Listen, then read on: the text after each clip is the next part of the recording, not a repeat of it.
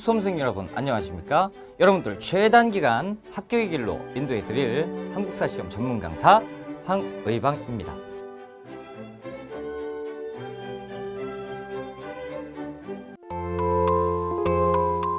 자, 1910년대 헌병 무단 통치인데요. 일제 식민 통치의 중추기구로 조선 총독부 있죠? 조선 총독이 행정, 문법, 사법, 군사권을 싹 다 장악합니다. 자, 동양측식 주식회사입니다. 토지조사 사업, 토지 관련 분배 업무 이런 것들을 담당을 했는데 중추원은 총독부 자문기구입니다. 그래서 한국인의 정치 참여를 위장하기 위해서 실질적으로 이거는 친일파를 회유하기 위해서 만드는 겁니다. 자, 무단통치입니다. 기본 헌병경찰을 앞세운 일제폭력적인 무단통치 방식입니다. 자, 엄병통치입니다. 재판 없이 직결처분권, 태형, 징역, 구류. 그래서 얘들이 조선일만 적용되는 조선 태형령을 만들어요.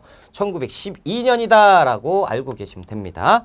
자, 헌병이 경찰, 행정 모두 관여했던 것들이 헌병 무단통치 때입니다. 자, 교육은 관리 교사들이 옷을 제복을 입고요. 그리고 칼을 차고 수업을 했어요. 자, 1912년부터 18년까지 토지조사 사업이라고 써놨는데 이렇게 보지 마시고 1910년대라고 보시면 됩니다. 일단 토지조사 사업이라는 건 뭡니까? 토지를 다 뺏는 거예요. 1910년부터 시작한 게 맞는데 얘들이 어떤 근거가 없잖아. 그래서 근거를 나중에 만드니 1912년이에요. 그래서 뭐라고 물어보냐면 토지조사령 이 법이 만들어졌을 때라고 하면 1912년으로 푸셔야 되고 이 제도가 뭐냐? 지금 시행하고 있는 것이 돌았을 때 풍경 그러면 1910년대를 풀면 되는 겁니다. 이것은 신고제예요. 신고제인데 기한이 있어요. 그런데 신고를 해도요 잘 안 됩니다. 왜? 서류가 엄청나게 복잡해요. 토지를 싹 다 뺏어요. 그래서 미신고 농토 공공기관 토지 마을 문중 토지 이런 거 대부분 다 가져갔죠. 자, 일본 지주는 증거합니다. 일본의 토지 회사나 일본에게 헐값으로 분화하거든. 총독부는 세금 매기는데 너무 좋아요. 그래서 총독부의 세금이 굉장히 올라갑니다. 지주의 권한권 강화되지요. 그러면서 친일 지주가 증가하고요. 소장농의 도지권은 상실됩니다. 농민들은 갈 데가 없죠. 얘들이 1910년대 회사령이라는 걸 만들어요. 회사 설립할 때 총독의 허가, 어업령, 삼림령, 임야, 조사령, 광업령 땅과 관련 있는 건 죄다 1910년으로 보시면 됩니다. 자, 이제 1920년대로 가볼까요? 기관적인 문화통치입니다. 1919년 3.1운동의 영향으로 인해서 국제여론이 약화되고요. 문화적인 통치 방법으로 바꾼다라고 얘기를 하는 거예요. 고도의 기만책이었다라는 거죠. 그래서 친일파를 양성하는데 미친 듯이 여론이 됐을 때가 1920년대. 자, 문관총독으로 임명하겠다라고 얘기했지만 단 한 번도 문관총독이 임명된 적은 없고요. 자, 경찰. 헌병을 보통경찰로 전환을 했는데 3배 이상 올렸죠? 이거 다 군인이라고. 옷만 갈아입혔다고 감옥을 증설을 했어요. 자, 고등경찰제 치안유지법이 만들어지는데 1925년에 치안유지법을 만드니 저건 외우셔야 돼요. 언론, 민족신문을 발행하는 걸 허가를 해줍니다. 하지만 하기 전에 꼭 한번 들려. 그래가지고 철저한 사전 검열을 합니다. 자, 1920년대 산미 증식기획을 합니다. 우리가 1920년대다라고 보시면 됩니다. 자, 배경. 일본 본토에서 이촌양도 현상이 생기는데요. 쌀 수요가 증가하고요. 쌀값이 폭등합니다. 자, 산미 증식계획을 시작하는데 한국에 대규모 농업 투자를 하고 개간과 관척사업, 수리시설 개설, 종자, 개량 이런 것들을 하는데 중단, 일본 지주들이 한국 쌀 수입을 반대해서 중단을 한 거죠. 자, 결과 농민 몰락, 수리조합비, 품종기상률 이것을 어떻게 농민이 다 부담하죠? 자, 농촌의 변화, 쌀 중심의 하나만 농업구조로 바뀌게 되는 거죠. 자, 식민 지주대는 강화됐죠. 그러니까 이게 공통점이에요. 토지조사 사업과 산미증식계획의 공통점은 뭐냐? 식민 지주제 강화죠. 잡곡 수입, 일본 놈들은 만주에서 쌀 대신 조, 콩 이런 것들 저질의 잡곡을 수입해서 식량난을 해결하려고 했어요. 산업 침탈. 자, 1920년대 회사령을 철폐시키는데 조선 총독부에서 회사령을 만들었었죠. 한국 기업 설립을 방해하기 위해서. 그랬더니 20년대 난리가 나니까 회사령 없애면 되잖아. 그래서 신고제를 바꿨어요. 일본 공장들이 미친 듯이 만들어져요. 게다가 일본 상품 무관세입니다. 질도 좋지, 비용은 낮지. 그러니까 일본 상품을 막 사게 되지요. 자, 민족 기업이 증가하게 되는 거고 이거는 우리가 반사이익이요. 우리 민족 기업도 생기는 것이 1920년대입니다. 회사령이 없어졌으니까. 자, 그러면서 일부 한국인 자본가들도 여기에서 돈을 벌게 되는 거죠. 우리가 만든 걸 우리가 사자라는 쪽으로 운동이 가니 그것이 1920년대 물산장려 운동입니다. 자, 1930년대 민족 말살 통치입니다. 자, 배경은 세계 경제공황이고 군국주의가 확립되고요. 침략 전쟁이 확대됩니다. 만주사변, 중일전쟁, 그리고 태평양 전쟁, 이것이 1930년대입니다. 자, 목적에 보면 한국인을 침략 전쟁을 동원할 목적으로 민족 말살을 추진합니다. 정책, 민족운동 봉쇄를 위한 각종 압법을 만들어요. 언론 탄압하고 군과 경찰을 싹 다 해서 이제는 뭐 거칠 게 없죠. 조선 백성들은 그냥 다 일본 백성으로 만들어버리는 이름하여 황국신민화입니다. 그래서 내선일체, 일선동전은 신사도 참배해야 되고 한국신민서사를 암송해야 되고 궁성유배를 강요하는데 우리말 조선 역사 일본식 명칭으로 바꿔야 돼. 그리고 조선 사상범 보호관찰령, 사상범 예방 구금령, 국민정신총동원 조선영맹. 자, 보세요. 경제수탈합니다. 남면 북양정책 1934년 무조건 외워야 됩니다. 자, 농촌진흥운동인데 일본 총독부에서 시행한 그 수탈 정책입니다. 자, 그리고 병참기지화인데 한반도 전체를 전쟁 기지로 만들려고 했던 것이 이때입니다. 병참기지화라고 불러요.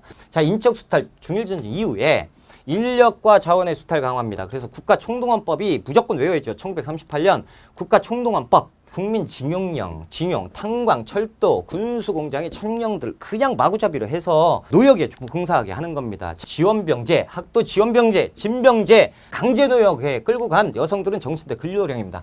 자, 이제 일본군 위안부인데 이거 성노예죠. 자, 물적 수탈, 식량은 산미증식계획을 재개합니다. 그래서 산미증식계획은 1920년대, 재개는 1940년대요. 가축도 증식해요. 자, 식량 배급제도 실시하고요. 식량 공출제도 이런 것도 있었고, 쇠붙이 다 공출해가죠. 자, 1910년대 민족운동인데 국내 단체를 먼저 보자라는 거죠. 독립의군부와 대한광복회는 꼭 전체 다를 기억하셔야 되고, 독립의군부 먼저 볼게요. 1912년 임병찬이 단체를 만듭니다. 고종의 밀명으로 왕정복고, 이름하여 복벽주의라고 부르는 거예요. 조선 총독부에 국권 반환 요구서를 제출했다라는 거죠. 대한광복회는 싹 다 외우셔야 되는데 쌍진이 대구에서 군대식으로 조직을 했다라는 거죠. 나중에 이제 김좌진 장군이 여기에 가입을 하면서 엄청나게 큰 조직으로 발전을 하는데 이들이 했던 목표는 뭐였느냐? 공화정체입니다. 그리고 군자금을 모집하는 것이 이들의 목표였어요. 친일파 처단하고요. 자, 한번 봅시다. 일단 서간도부터 볼게요. 경학사, 이회영, 그리고 이시영, 신흥강습도도 만들지요. 북간도 공부할게요. 중강단이라고 하면 일종의 군대입니다. 그러니까 우리가 군대식으로 조직한 중강단이 있었다라는 거예요. 대종교 계열의 군대가 중강단이었다. 중강단이 확대 개편되는 것이 북로 군정서군이에요. 자, 연해주로 봅니다. 대한광복군 정부가 만들어집니다. 1914년. 다 알아야 돼요. 이상설, 이동희, 이분들이 정통령, 부통령, 이동희 이렇게 보시면 돼요. 자, 그리고 통합정부가 만들어집니다. 연해주 지역에 1919년에 대한국민의회 정부를 수립합니다. 그래서 대통령은 송병일을 추대를 하고 활동을 했었다라는 거죠. 자, 그리고 이제 미주로 봅시다. 대한인 국민회가 만들어집니다. 안창호, 박용만, 이승만 이분들이 초창기에 가서 미주에 있는 동포들을 통합을 해요. 하와이에 최초의 군대가 만들어졌다. 대조선 국민군단이에요. 자, 이제 우리가 3.1운동을 공부를 할 겁니다. 자, 국제정세요. 민족자결주의 1918년입니다. 자, 그리고 1918년에 39인이 만주에서 모여서 먼저 1918년에 무호 독립선언을 외칩니다. 자, 그리고 1919년 1월 달에 고종 황제가 갑작스럽게 죽음을 맞이합니다. 승하하게 돼요. 그러면서 독살설이 유포가 됩니다. 자, 외교활동을 하죠. 파리강화에 김규식을 대표로 파견합니다. 1919년 일본에서 있었습니다. 일본 도쿄, 일본 중심 한복판에서 2월 8일 날 독립선언을 외치는 누구예요? 청년들입니다. 그러니까 조선청년 독립단이 독립선언서를 발표하고 만세운동을 전개해버립니다. 김인년 연재요. 1919년입니다. 독립을 발표하자라는 거죠. 민족 지도자 33명이 모여서 의기투합을 하는 거죠. 고종의 인산이를 기해서 만세운동을 준비합니다. 그래서 태화관에서 독립선언서를 낭독하고 이 양반들이 거기서 만세운동하고 어떻게 해요? 종로경찰서에 전화합니다. 그래서 우리가 이런 일을 했으니 잡아가시오. 자, 만세운동, 탑골공원에서 학생과 시민들이 대운동님 만세를 외치게 되는 거죠. 일제 탄압이 있었는데 일본 본토 군대가 동원해서 완전히 쑥대밭으면서 사람들 대학살을 하는 날이 3월 1일이었다는 거죠. 유관순 열사죠. 자, 그리고 제암리에 학살 사건이 있었으니 이런 천일 공로할 짓을 했습니다. 자, 민족의 정통성을 회복했고요. 독립운동을 조직화하고 체계화할 수 있는 계기가 됐던 것이 3.1운동입니다. 자, 대한민국 임시정부의 수립이 계기가 돼요. 이제부터 뭘로 가냐면 자, 반제국주의 운동, 오사운동, 인도의 운동도 영향을 줬고요. 통치 방식의 변화, 일제 무당 통치 방식이 어떻게 됩니까? 기만적인 문화 통치 방향으로 바뀌어요. 대한민국 임시정부에 대해서 설명을 드릴게요. 임시정부 통합했지요. 대한국민의회 그리고 한성정부, 대한민국 임시정부가 통합했고요. 최초의 민주공화정이었다라는 거죠. 자, 활동은 어떻게 했습니까? 군자금을 모금합니다. 그래서 연통제와 교통국을 활용을 했는데 임시정부의 최초 활동하면 연통제와 교통국은 반드시 나와요. 자, 독립공채를 발행합니다. 1인당 1원씩 인구세를 만들자. 그래서 이런 독립공채를 만들고요. 파리강화회의 대표 김규식을 파견했잖아요. 자, 구미위원부 이승만 1920년대 초반에 연통제와 교통국이 발각이 됩니다. 자금난, 인력난에 허덕이게 됩니다. 너무 심각하니까 1923년 돼서 창조파의 주도로 국민대표회의가 개최가 되는데요. 자, 창조파. 이들은 좀 격하죠? 싹 다 때려 부시고 새로운 것을 만들자라고 무장투쟁 쪽이에요. 개조파. 아니다. 현행 조직은 유지를 하되 우리의 실력을 쌓고 외교로서 독립을 하자. 외교 독립. 신채호, 박은식 이분들이 창조파고 안창호 이분들은 개조파예요.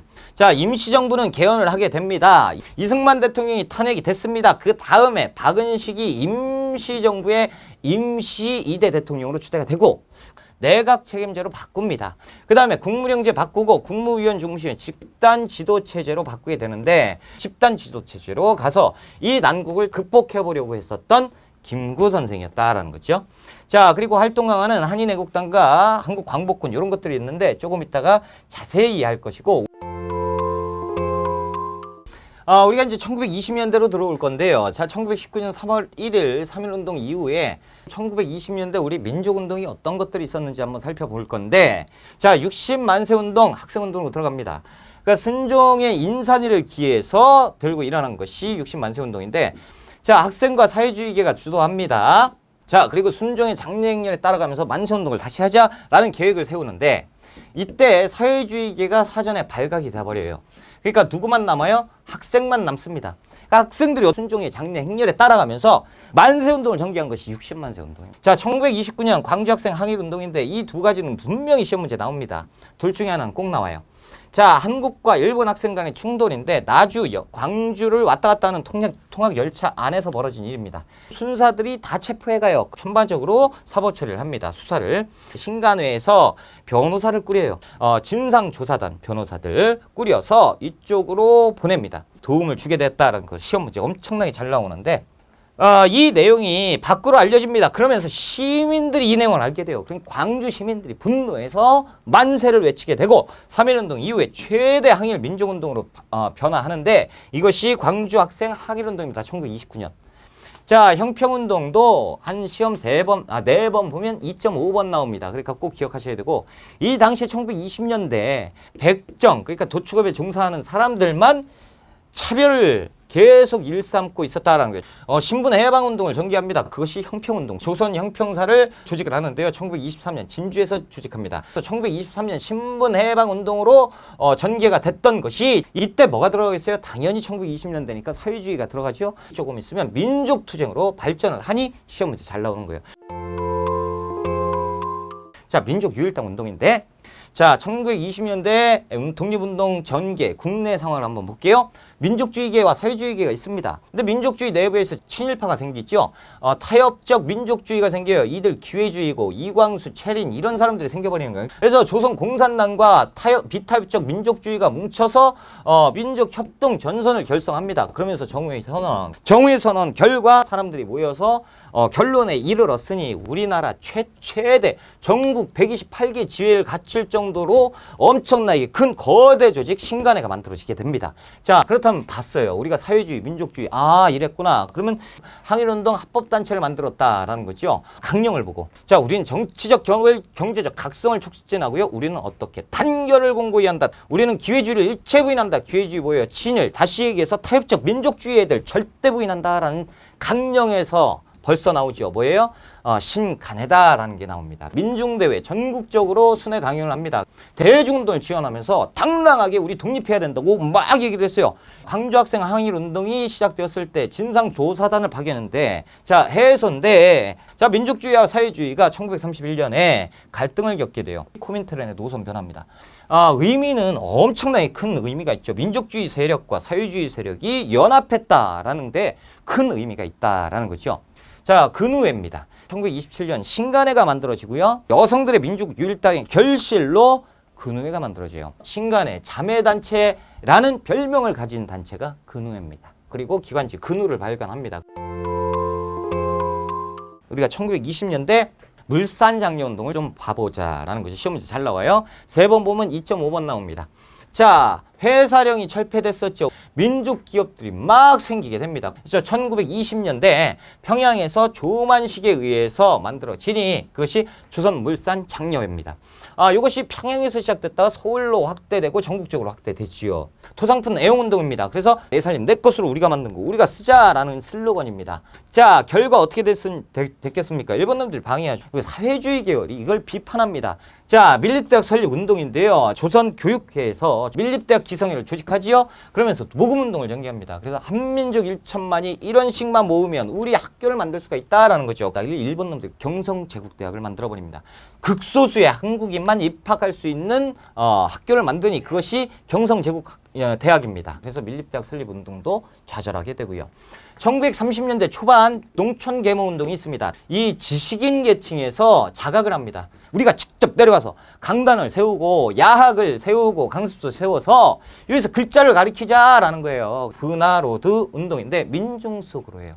러시아어인데 동아일보고 문자보급 운동이에요. 그래서 아는 것이 배워야 산다라는 것이 문자보급 운동이죠. 그래서 동아일보와 조선일보가 주축이 돼서 분화로드 운동, 문자보급 운동을 언제 했다고? 1930년대 초반에 했다고. 이게 중요한 거예요. 그렇죠?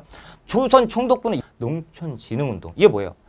전쟁 물자 조달해야지요. 그러면 애들이 뭐 정신없이 일만 하잖아. 그러니까 기억력은 언제 배우고 있어요? 결국에는 안 된다는 거지. 자, 농민운동 볼게요. 배경. 일제 농민 수탈 엄청 심했죠. 1920년대, 30년대 농민운동과 노동운동이 끊이지 않았습니다. 똑같아요. 20년대 생존권, 30년대는 항일투쟁. 노동운동 마찬가지. 20년대는 생존권, 30년대는 항일투쟁. 요거 왜 이런 변화가 생겼다? 사회주의의 유입입니다. 요것만 기억하시면 돼요. 자, 소작쟁이, 암태도 소작쟁이 반드시 외우셔야 되고요. 노동쟁이는 원산 노동자 총파업 반드시 외우셔야 됩니다. 국학입니다. 자, 국어학자 한번 봅시다. 국민연구소 그래서 최초의 국어기관이었고 조선어 연구회와 조선어 학회는 꼭 시험 나오죠. 그래서 잘 알아두셔야 돼요. 조선어 연구회는 한글날을 제정을 했습니다. 이른바 그때는 각야날이라고 불렀고 그리고 잡지 한글이라는 것을 만들어서 공부를 시켰다라는 거죠. 31년부터 42년까지 활동을 했었던 조선어학회. 자, 한글 맞춤법 통일안과 조선어 표준어는 만들었습니다. 자, 그리고 우리말 큰 사전을 만들려고 했어요. 그러니까 실질적으로 국어 대사전을 만들려고 했었단 말이죠. 시행에 착수를 했어요. 이거 만들자라고 했는데 성공하지 못합니다. 조선어학회 사건이 뭐냐면 우리말 큰 사전 만드는 것을 일본 놈들이 알아버려가지고 이것을 방해한 겁니다. 자, 이제 역사 연구죠. 국사, 민족주의 사학 공부하겠습니다. 박은식 선생은 이제 역사, 그러니까 이제 국사, 한국사를 혼으로 왔습니다. 그래서 한국통사, 한국독립운동지열사를 저술을 했는데 한국독립운동지열사는 우리나라의 독립운동 역사를 정리를 했다라고 보시면 되겠습니다. 그리고 구한말의 유교 구신론. 자, 또한 신채호 선생은 낭가사상이라고 해서 낭사상을 중요시했다라는 거죠. 그래서 조선상고사, 조선사 연구초 굉장히 중요하고 시험은 잘 나와요. 자, 정인보 선생은 얼사상을 얘기했습니다. 5천년간 조선의 얼. 자, 그리고 이제 문일평 선생인데 문일평 우리 민족의 마음이 역사다라고 생각을 했어요. 그리고 조선학 운동인데요. 정인보, 안재웅, 정약용 선생의 여유당전서의 하나의 전집으로 만들자 하는 작업을 하게 되는데 그때 이제 작업하면서 우리 민족의 역사를 실학에서 찾아도 되겠다라는 운동이었다라는 것이 조선학 운동입니다.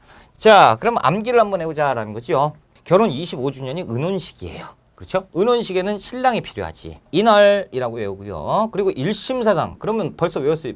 자, 우리가 사회경제사학인데 이 백남훈 선생이거든요. 사적 유물론, 사회경제사학 전체론을 비판했죠. 그래서 조선사회경제사 꼭 시험 문제 나오게 되니까 체크를 하시고, 종교활동이에요. 자, 종교, 민족 종교를 먼저 봅시다. 대종교죠. 단군신앙이에요. 누가 만들었어요? 나철, 오기호 이분들이 단군신앙을 만들었다. 자, 그리고 만주 지역에 부장 독립투쟁을 전개했기 때문에 군대가 있었다. 중강단이고, 이 중강단이 1911년, 중강단이 1919년 불노 궁정서군으로 갔으니 김좌진 장군도 대종교를 믿었고, 자, 불교, 한용운 선생이 목숨 걸고 청년들과 함께 조선불교 유신회를 조직합니다. 천도교는 제2의 3.1운동을 계획합니다. 그래서 기관지, 만세보, 개벽, 어린이, 학생 등의 잡지도 만들었으니 이 빨간색은 안 외우면 안 된다는 거 무조건 외우시고, 천주교의 군대는 의민단, 대종교의 군대는 중광단. 그렇죠? 이렇게 보시면 됩니다. 그리고 잡지 경향을 출간을 했던 천주교다.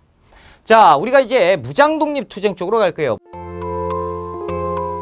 1919년 의열단 어디에서? 만주에서. 누가? 김원봉이 비밀로 조직한 비밀결사다라는 거죠. 목표는 뭐냐면 민중의 직접혁명입니다. 그렇죠. 사회주의계 같죠. 일제 타도하는 거고, 조선 총독부, 고위관리, 친일파 이런 것들 싹 다 제거하는 것, 이들의 목표였다라는 거죠. 조선 총독부, 경찰서, 동양측식회사 이런 것들. 김원봉의 부탁으로 1923년 신채호선 조선혁명선언, 다시 얘기해서 의열단 행동 강렬, 의열단 선언입니다. 무조건 다 외워라라는 거예요.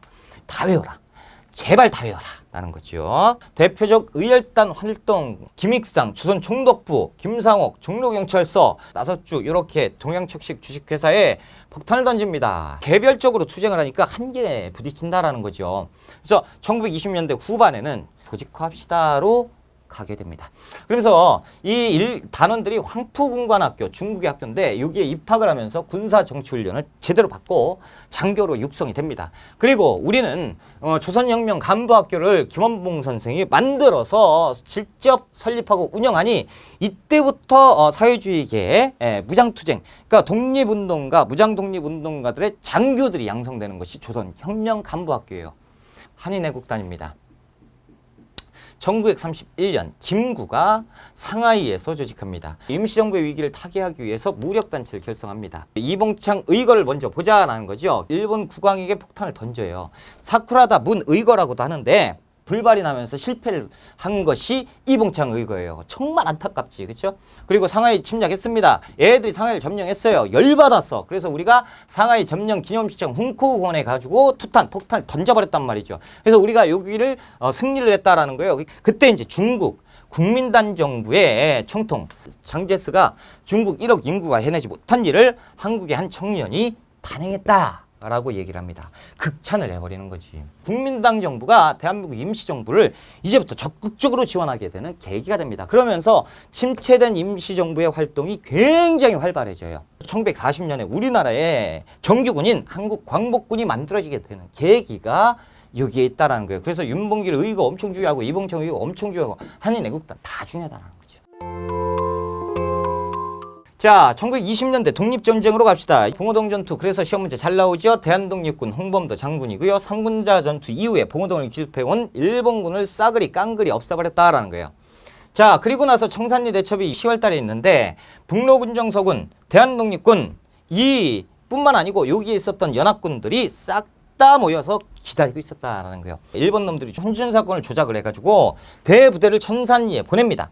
이 청산리에 보내는데 이 청산리에서 이 일본 대부대가 완전 박살이 나요. 6일간 10여 차례 전투를 해서 대승을 거뒀다라고 하면 무조건 청산리 대첩입니다. 자, 보세요. 하나, 둘, 셋, 넷, 다섯, 여섯, 6일 동안 몇 차례 하나, 둘, 셋, 넷, 다섯, 여섯, 일곱, 여덟, 아홉, 열, 10여 차례 전투를 했다라는 거죠. 그래서 우리가 기억을 해야 될 게 백운편 전, 어랑촌 이런 단어 2개 정도만 기억하시면 될 것 같고요. 대승을 거뒀습니다. 청산리 전투. 그러니까 일본 놈들 간도참변이 일어나요. 이 간도참변이 1920년 경신년이거든. 그래서 경신참변이라고 부르는데, 그렇다면 이제 독립군부대가 이동을 하죠. 밀산부에서 독립군부대 연합을 했습니다. 뭐라고? 대한독립군단 시험 문제 엄청 잘 나와.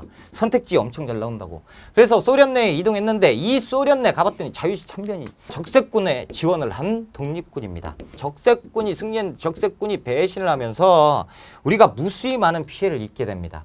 본토로 다시 돌아가자 해서 독립군들이 다시 이동을 하고 그 독립군들이 이동했을 때 그곳에 산부가 있었습니다. 그 산부에 흡수가 되고요. 미스야 협정이 체결이 되었다라는 것까지 하고요. 쉬었다 갈게요.